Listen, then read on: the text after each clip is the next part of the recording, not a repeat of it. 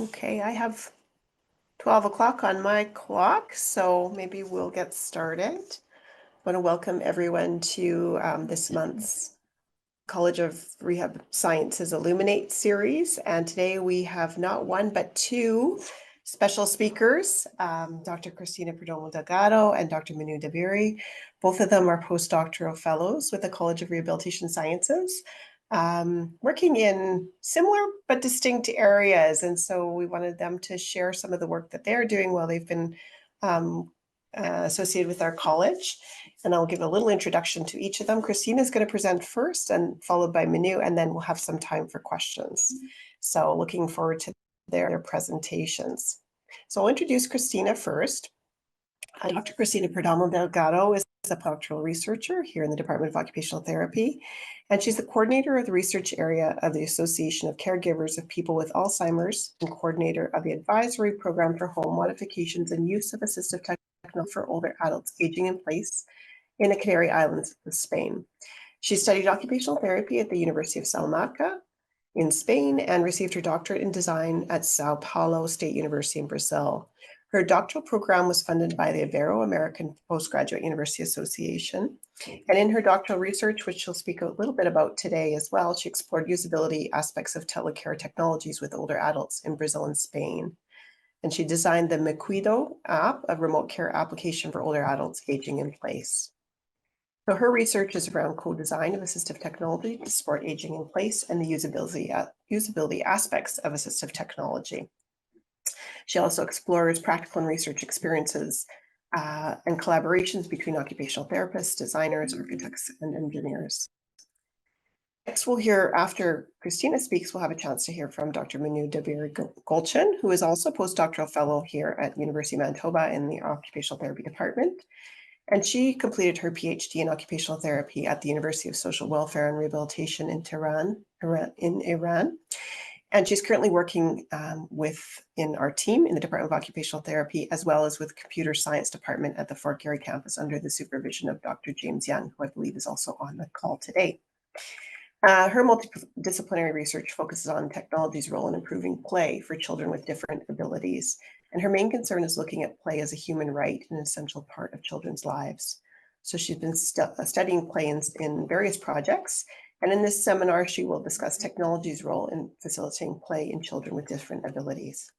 So I'm very pleased to welcome both Cristina and Minoo to the Illuminate series as speakers, and we really look forward to hearing from each of them. So we'll start with Cristina. Thank you very much, Jackie.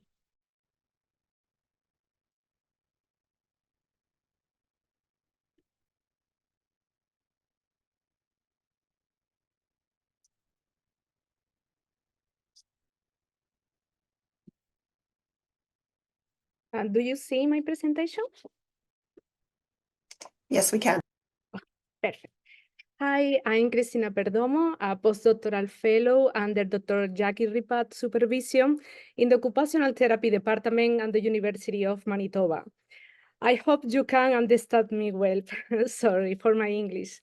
Nowadays, usability is one of the key aspects determining the acceptance of assistive technologies for other adults. Today, I will present some research experiences focused on detecting the significant usability aspect of assistive technologies for other adults.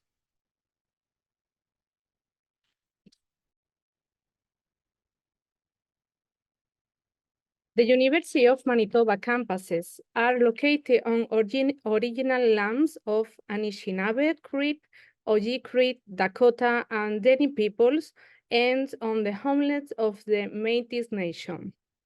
We respect the treaties that were made on this territory. We acknowledge the harms and mistakes of the past, and we dedicate our efforts to move forward in partnership with Indigenous community in a spirit of reconciliation and collaboration. According to recent studies, most of the people prefer to age in place independently for as long as possible. Different technology have been developed in the last decade to support aging in place. However, the willingness of other adults living in other communities to accept and use this technology still needs to be higher. Usability within the realm of assistive technology device determining how effectively and efficiently user can function in different contexts and environments. In the design world, assistive technologies usability have been reconsidered one of the most critical aspects of human-technology interaction. According to the International Standard Organization, usability is defined as effectiveness, efficiency, and satisfaction in a specific context of use. Effectiveness is described as the precision with which technology user achieve a specific goal in a specific context. Efficiency means the precision of the objective achieved is in relation to the effort and time invested by the user. And satisfaction is the comfort and acceptability perceived by the user. It's essential to recognize that usability is not only an attribute of the device itself, but is the central result of human-device environment interaction. Therefore, usability from the individual point of view can be assumed not only based on technological feature, function, and characteristic, but also on user activities, skill, abilities, expectation, and context. During my doctoral and postdoctoral study, I aim to understand what factors can influence technology designs, use, and acceptance, considering different contexts and geographical areas. I have carried out some usability studies with a qualitative approach in different geographical areas, Brazil, Spain, and now Canada, which I'm going to present to you below. The qualitative study, which included participants from Brazil and Spain, analyzed the factor influencing the use and acceptance of a telecare app for other adults aging in place. And the last qualitative study with Winnipeg participants used the technological acceptance model to explore the user experience of using a smart kitchen among other adult women. The study of the factor that influence the use of telecare app has the following objective. It was important to know the perception of use of Brazilian participants before using the technology because they had never used telecare technology, which wasn't common in Brazil. However, in Spain, telecare technology is very well known, with many other adults familiar with it. So the objective of the other adult participants in Brazil was to analyze the factors that influence the use of a telecare app. The last objective was to analyze the factors that influence the use of a telecare app with other adult participants in Brazil. 2 focus groups were held with 10 other adults from Brazil in total. A qualitative descriptive study was chosen to understand the perception of use and verify that the telecare app adapts to the context of the Brazilian population. During the focus group, different telecare technologies devices, their function and objective of use for other adults were presented. Afterward, several questions about the perception of use in the Brazilian context were asked. Audio recordings were transcribed. Thematic analysis of the transcript was conducted to understand participant perception of use. The categories were then organized into a thematic map with themes and sub-themes. Afterward, interviews were conducted with 10 other adults from Brazil and 10 other adults from Spain. And qualitative descriptive study was chosen to understand the factor influencing the use and acceptance of a telecare app in different contexts.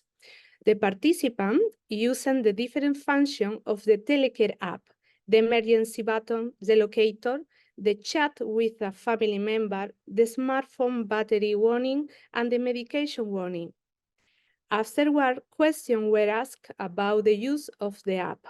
Finally, comparative content analysis of the interview was performed with in vivo software. The qualitative analysis of the perception of use was divided into two main themes: positive perception and negative perception. In the positive perception, the participant perceived telecare technologies as devices that improve the security of other adults who live alone at home.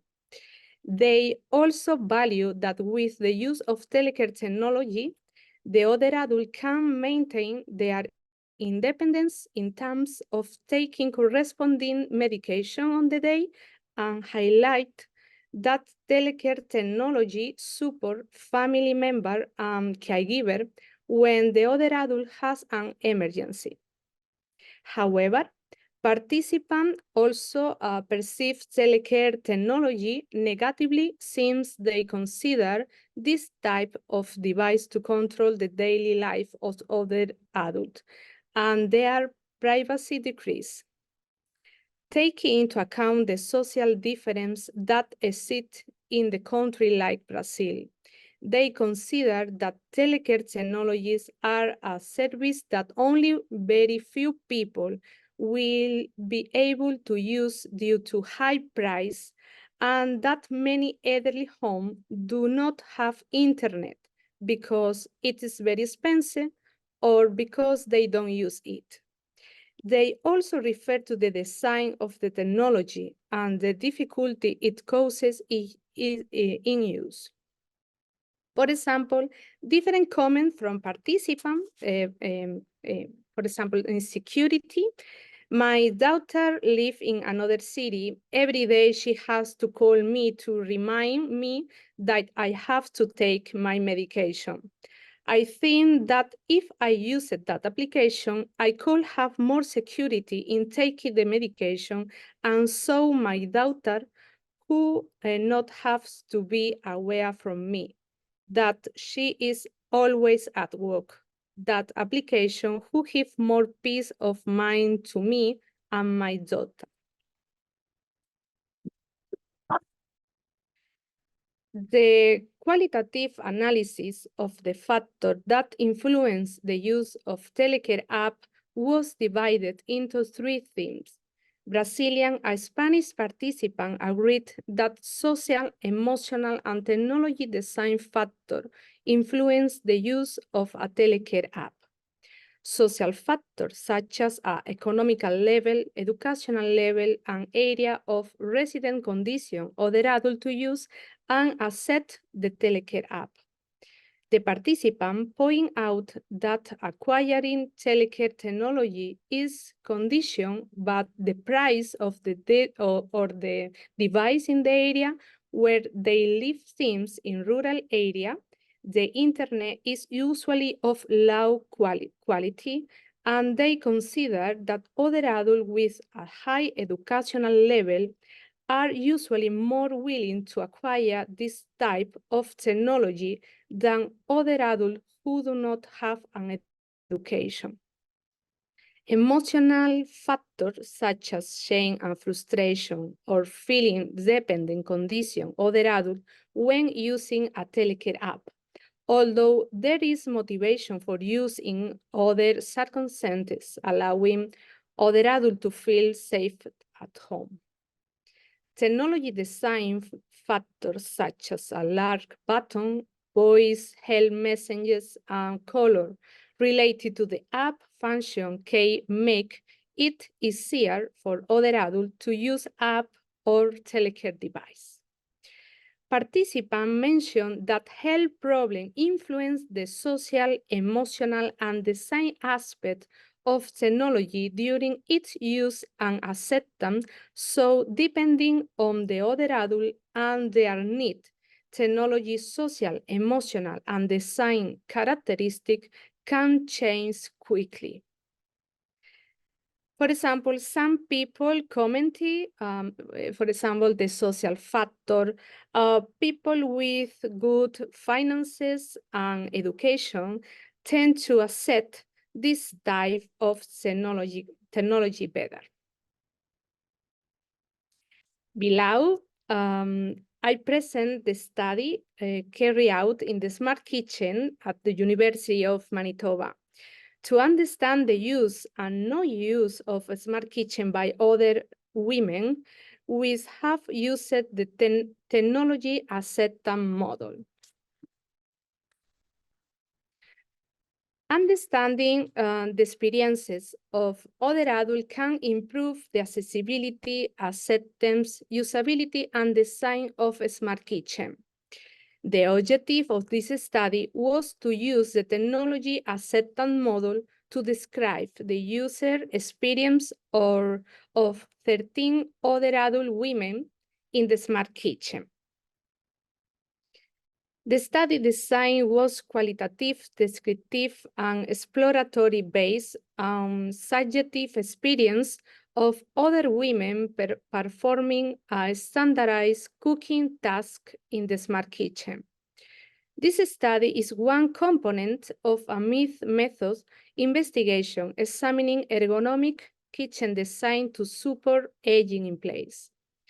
After completing the cooking task, participants completed a semi-structured recorded interview that allowed them to explore deeper into their interaction with the smart kitchen.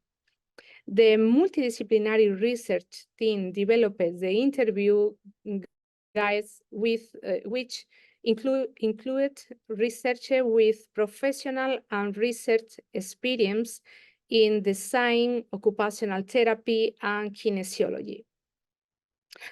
Participants were selected according to the following inclusion criteria. Women over 65 years old, generally healthy for the last 6 months, regularly prepare meals in their home kitchen, able to follow a recipe written in English, and able to participate in an interview of approximately 1 hour duration. Participants attend a experimental session where they prepare the standardized recipes in the smart kitchen at the University of Manitoba. A theoretical approach based on the technology acceptance model was used to capture the opinion and experience of other women. Most participants reported spending between 1 and 2 hours daily on cooking activities. The participants used traditional kitchen in their home, and for all participants, this was the first time they used a smart kitchen. And the result, the external variables, the participants expressed problems with technological competence, defined as the skill and knowledge that allow the usability of everyday technological device. This manifested in specific difficulties in using the smart kitchen device. Participants indicate that the smart kitchen was unfamiliar to them and need guidance for its usability. Some participants experience disorientation when using various appliances or navigating different kitchen areas, such as the sink, for example. Perceived ease of use. Participants acknowledge that the smart kitchen, a kit with high adjustable counter, facilitated cooking activities.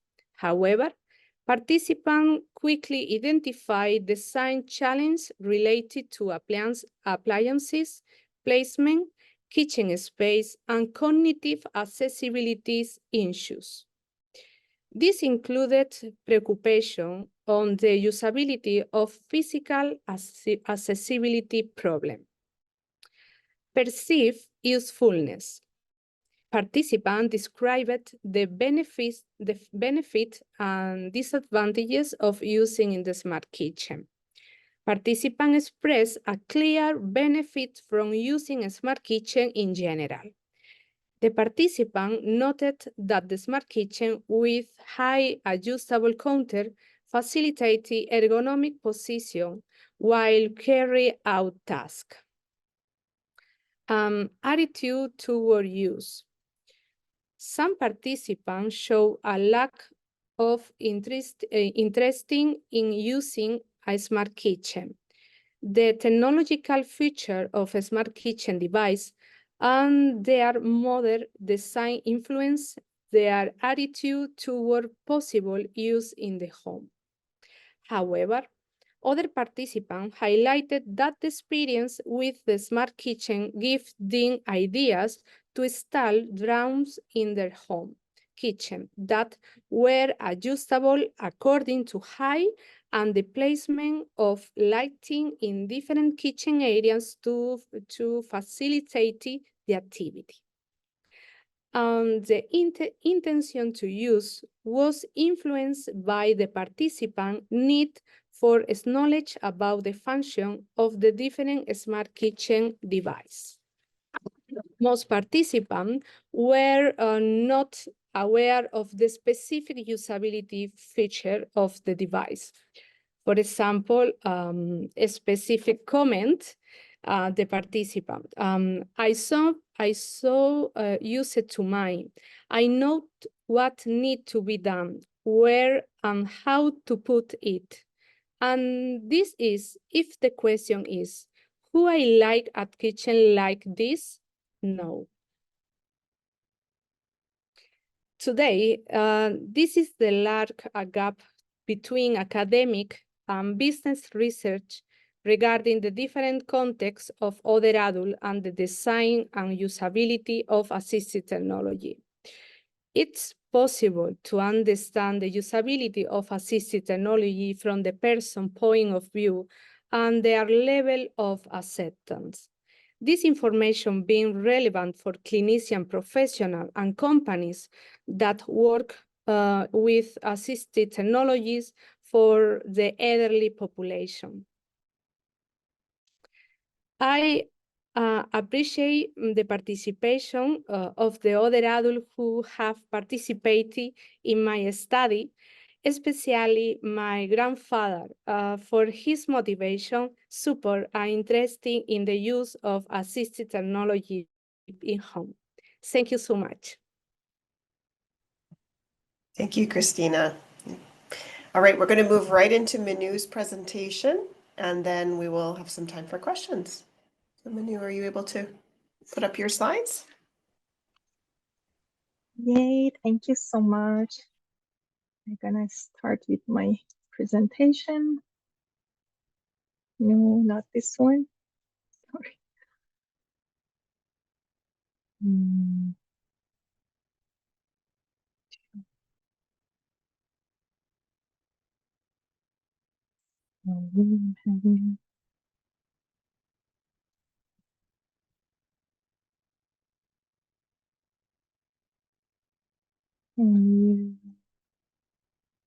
Okay, I think I have to share the whole screen.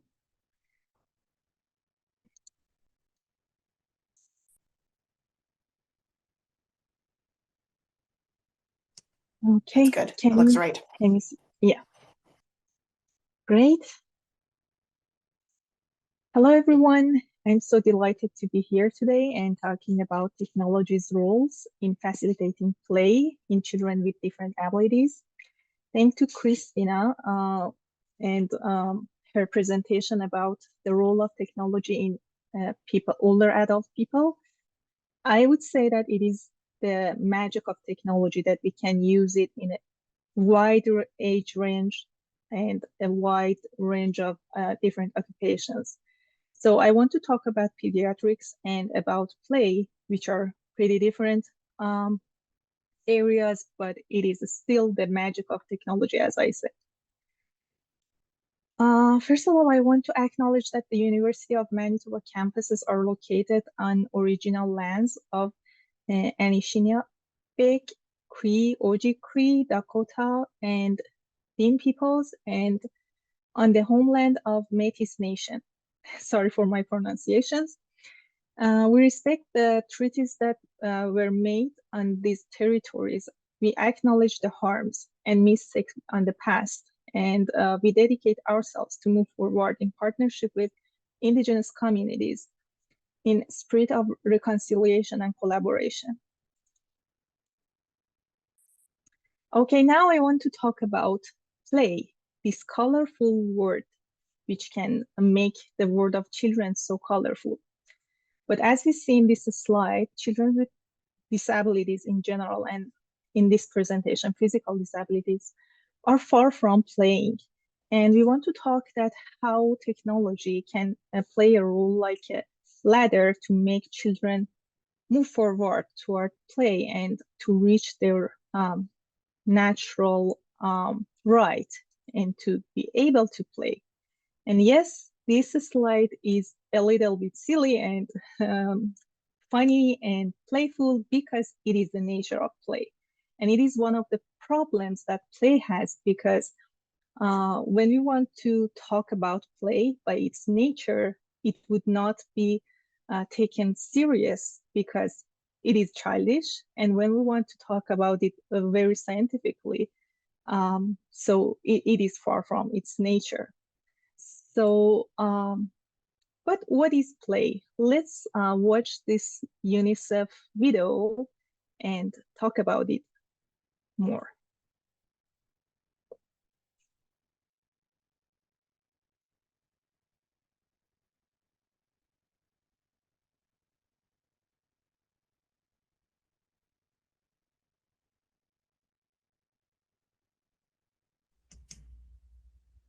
Minoo, are we supposed to have sound or no?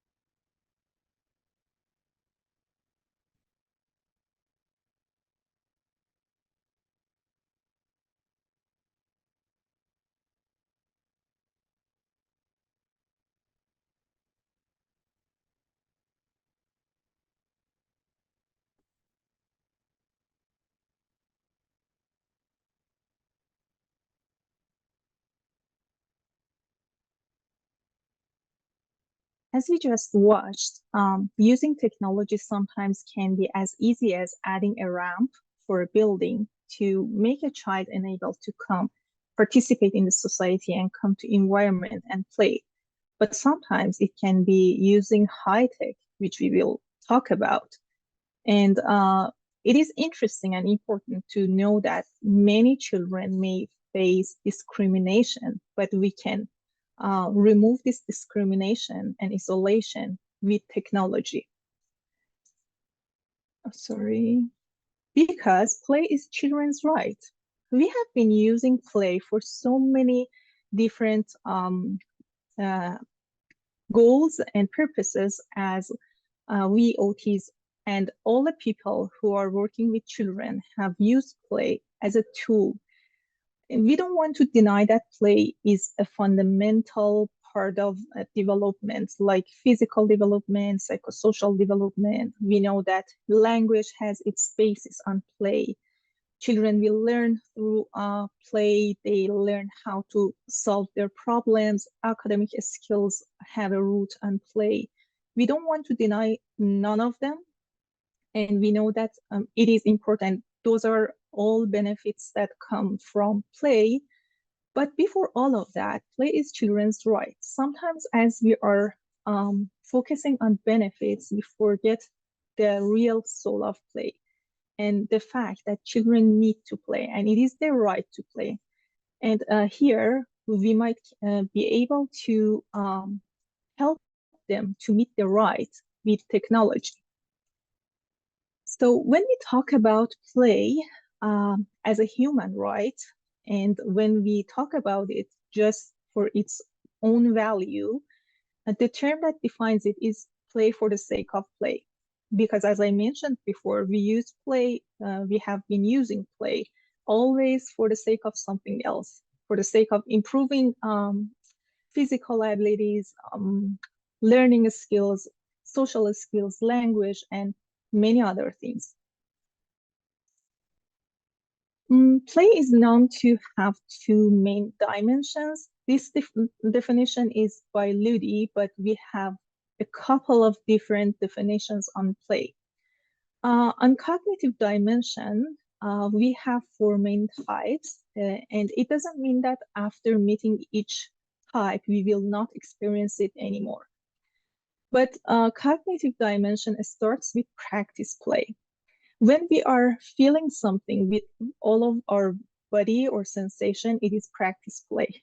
For example, a child may feel enjoyment with finger painting, but we as adults, we may feel enjoyment with swimming in a pool or walking on sands. So when we meet one play experience, we will continue experiencing that afterward. The second type of play, which we are seeing it here, is pretend play. Whenever a child is pretending that their doll is sitting or eating something, it is pretend play. We can play a role in pretend play and learn our future social roles. In constructive play, children meet both of skills from two previous play types, as they have to have connection with, for example, blocks in this picture to build something and then pretend that that building is, for example, a hospital or whatever that they want to imagine. And the last one is play with rules, which I can use chess as an example, or any board exam, any board games. And we have social dimensions as well. Children may play alone or may play in a group in different ways. But what is not play? I want to focus on this part because if children don't choose what they want to play and if they don't feel joy, it is not play for them. Play is fun, it is safe, it is spontaneous, it can transcend reality, but at the same time, it can reflect reality and it has so many other features. But even if in our practice, we are using a play that child is not having the chance to choose it, it might not be perceived as play for children. So what's the problem with play in children with physical disabilities? We know that children with physical disabilities have fewer chances to play. Because of accessibilities, sometimes they might want to go to a building and play, but just imagine that they cannot find a ramp, so they cannot find a chance to play. Sometimes because of these accessibilities, they have fewer chance to and less options to play. They have fewer friends because when you cannot play and you cannot offer different things to your friends, you might not be able to find friends. They have lack of time because they are on different appointments like doctor, physical therapy, and occupational therapy appointments. They have poor play skills and they have other priorities like their education and their assignments and so on.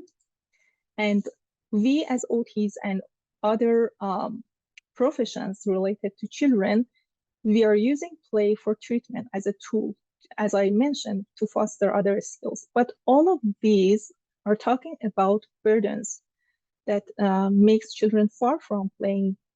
But as we focus that play is children's right, it makes it easier to solve these problems. So if children's right is playing, so other priorities would be kind of, the priority of being able to play will be one of those priorities. So we conducted a scoping review with more than 5,000 papers, and we just won 31 papers, which were using play for the sake of play, and they were using technology as a promising way. We know that technology can help children to play because it can remove so many burdens. We were assuming so. But just 31 paper was addressing this human right. And if you look at this figure, the most studies were in North America. So the discrimination toward children around the world and papers that are studied, it is huge, and many other countries are not having maybe access to those. We didn't go there. We don't know why the number of papers are this. I mean, but let's go to the next slide and see the year of publication. The average of publication was 1.5 paper each year. And due to the growth of technology, this number is really small. And as we know that play is children's right and people cannot play, it is so huge that we can see an increase, and studies are getting more, but it is still very, very small. And then we categorized all of our studies into these categorizations. And for example, you can see that practice play had 8 papers and constructive play just had 1 paper, which again shows that there is a big limitations in literature. And we really don't know that much about this important point, children's rights, and we just have few studies. It is so limited. We categorize technologies used for play in these different groups. The most studies were about power mobility. Then we had robots, virtual reality adaptations, mainly on upper limb adaptations, switch adapted games, and AAC for those children who were unable to communicate and had some language deficits, and also other mobility devices like low-tech ones like crutches and other low technologies, low-tech things. So I want to bring your attention here. This shows that each technology is used for which type of play according to Ludi definition of play. For example, we can see that power mobility is used for social play and practice play. But can we say that power mobility is not good or beneficial for, like, for example, pretend play? We cannot say that because there was no study. So we really don't know that much about how technology can help children to play. And again, this scoping review was highlighting the need to be more researchers here. And upper limb adaptations were mainly used for practice play and game. These adaptations were, some of them were like different prostheses and like robotic arms AAC was used for pretend play and constructive play and social play, as some children may need to have access to AAC, but the voice sometimes were so computerized, it was not humanoid. And all of these technologies had one part that we can critique all of them, and it is a need from computer science and occupational therapists and other related professions to children to come and research about this. But how we decided to make a change and how we want to address this problem was that we understood that there is no comprehensive model or theory that can even define play. If you go into different play literature, you will find out that there are so many different definitions of play, and there are several models, but none of them are inclusive, none of them are comprehensive. None of them look at play on its different facets. So when I say that play has two dimensions, like cognitive and social dimensions, do you believe it? I don't, because play is more complicated than to be like just two-dimensional. So right now we are working on model development, and we are working on the development of this model, and we hope that this model will change the literature and will guide and frame all of our next researches, and make some guidance through studies and research in the future. If I want to just emphasize of one thing that I really want everyone to have it as a takeaway message, I would say that play is children's right. I mean, none of us say that, for example, to our children, none of us say that be a good child or do your assignments and then I will give you food, because we all do believe that food is a human right. But we say that, okay, do your assignment and then I will play with you. No, play is human right. It is their right to play. And I would like just to focus on that and say that play is children's right. And we are trying our best to make a step toward making children enabled to play. And thank you so much. This was my presentation, and I think we will take questions afterwards. Thank you, Minoo. I just want to say what a pleasure it is to work with two such passionate people who are really interested in improving the lives of others and exploring how we can use technology to do so. So it's my absolute pleasure to work with both Minoo and Cristina. So thank you to both of you for your presentation. We can open it up for questions. You can raise your hand and unmute, or you can type something into the chat and I can read it off as well. Is there anyone who has a question to start? I see Archie is up first. Archie? Oh, me and Madeline, we're up first. As somebody who participated in the kitchen experiment, it was fascinating. It was really, really interesting. And you highlighted something that's two things I think that are absolutely critical. One is attitude. And I can think of my father, who was a technophile. I mean, at age 96, he would have been in that kitchen and he would have loved it.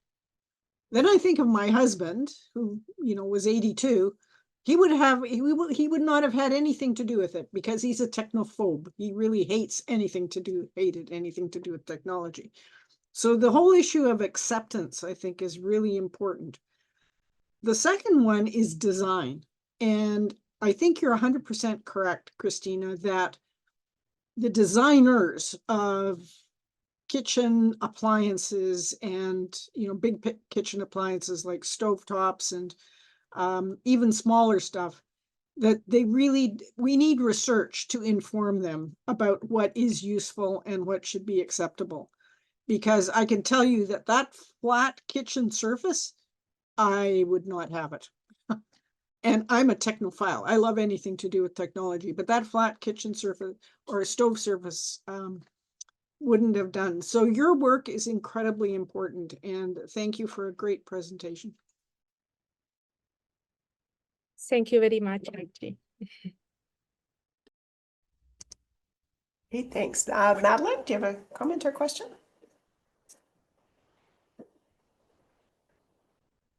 Thank you. Thanks, Minoo and Cristina, for your really great presentations. They were so interesting. So thank you for those.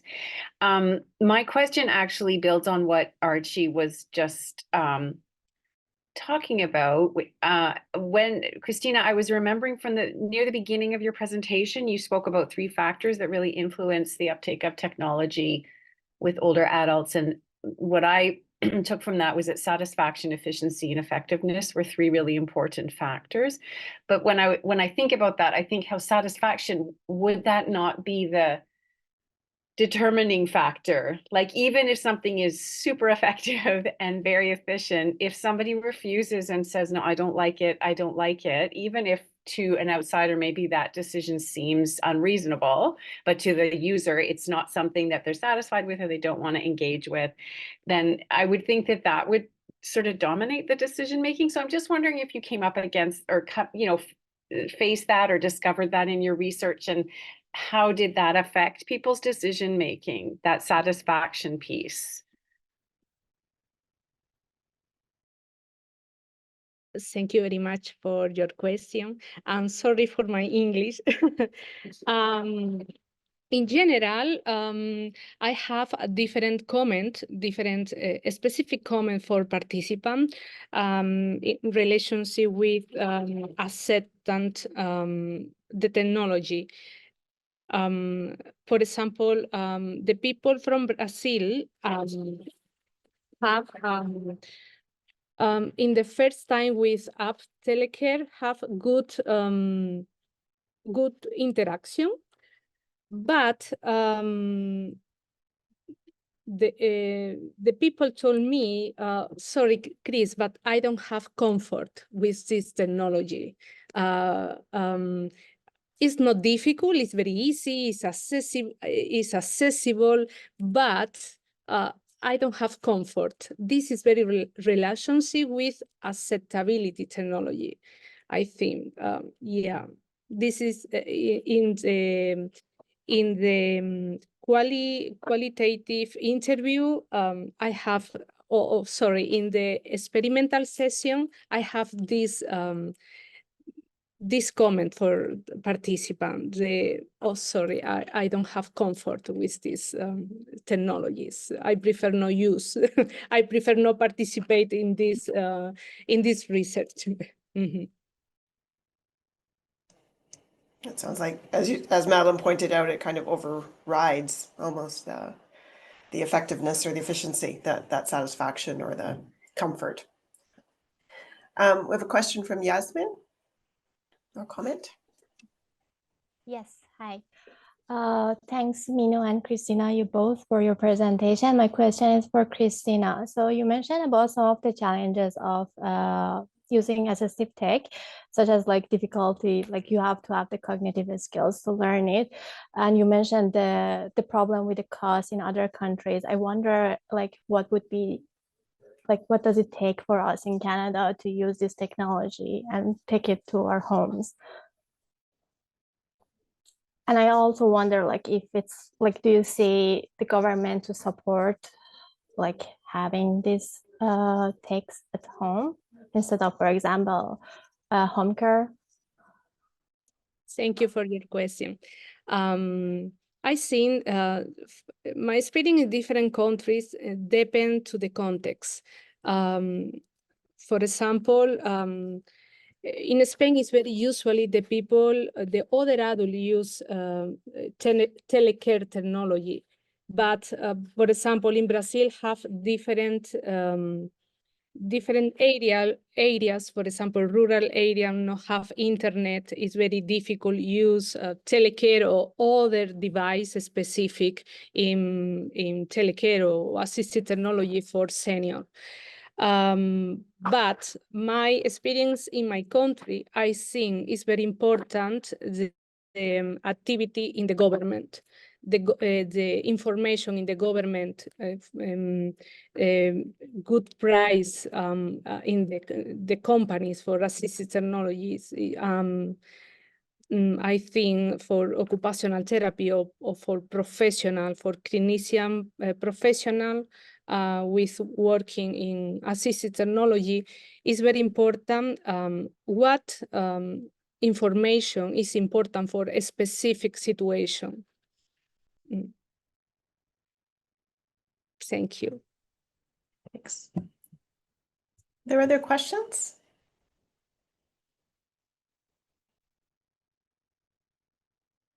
Well, I'm just going to ask Minoo one question, and then we'll see if there's any others. But Minoo, I'm curious.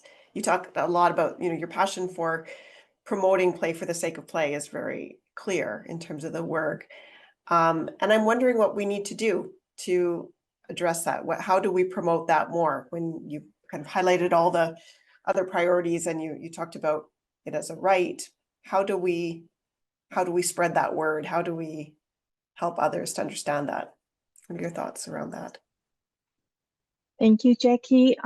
There was a study that researchers went and asked from occupational therapists that do you plan for improved play or not?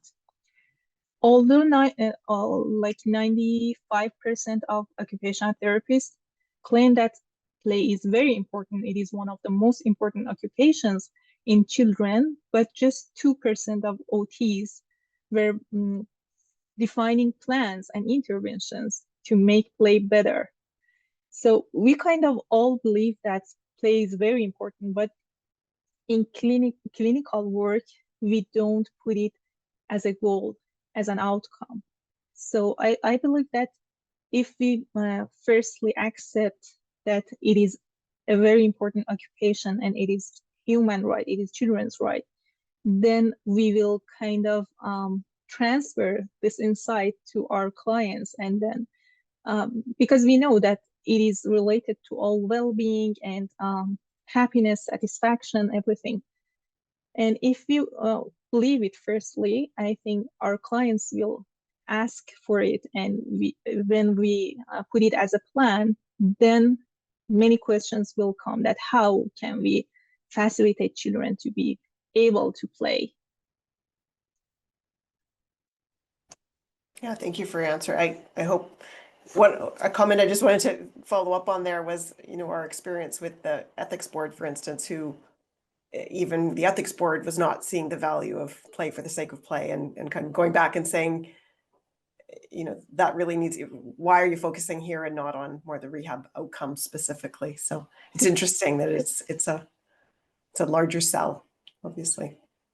Exactly. It shouldn't be. Yeah. And there's also some very interesting work right now. People are talking a lot about the importance of play in adults. I'm seeing more and more of that coming through too, in terms of just general importance of play for quality of life. Any last questions? Anyone wanted to, or comments anyone had? All right, not seeing any at this point. I want to again thank both Cristina and Minoo for your presentations today. Looking forward to your continued work and where this all goes. And I appreciate you sharing your thoughts and your ideas with our college and our college constituents. So thanks very much. Take care, everyone. Bye-bye. Thank you. Thank you, Jackie. Thank you. Bye. I want to thank Jim as well. Thank you. Bye. Lots of thank yous in the chat here too.